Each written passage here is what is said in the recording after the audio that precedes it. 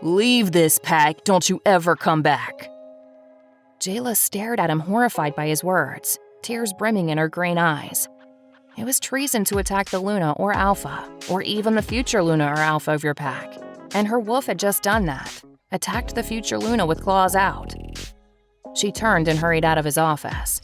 If she stayed a minute longer, she would only incur further punishment, or perhaps death.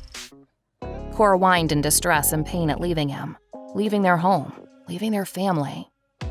She knew, as did Jayla, they would never be allowed to come home again. If he had been the actual Alpha, she would have just been banished and marked as rogue with nowhere to go. Nathan stood watching as Jackson hit the number to call her back, only to realize on the phone it actually stated Jayla. That had her number all this time. Oh, he was going to get punched in the face after this was over. They could have called her and he wouldn't have had exploded and said what he had said. Why did she have to wait so long, to the very last minute of the deadline? He was not exactly known for his patience nowadays.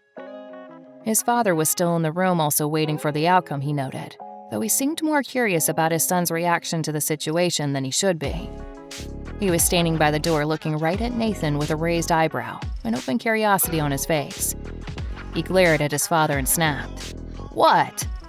"Son, you seem awfully upset about one little she-wolf that you ordered away years ago. What's going on exactly? Why are you insisting on bringing her back now all of a sudden?"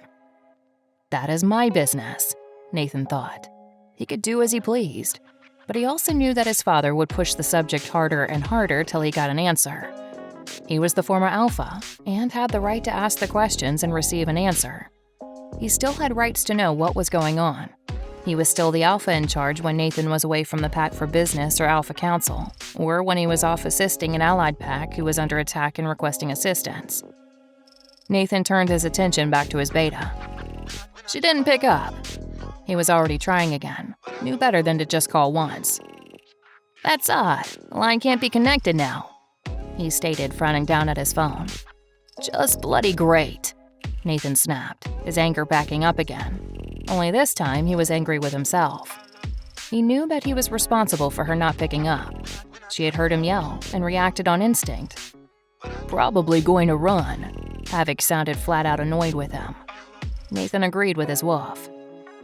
"Jackson, make arrangements. Who do you know out there?" "A couple of wolves, though retrieval is not really their thing, but money, that will work for them." "Do it. She's gonna run." Nathan nodded. "Quickly.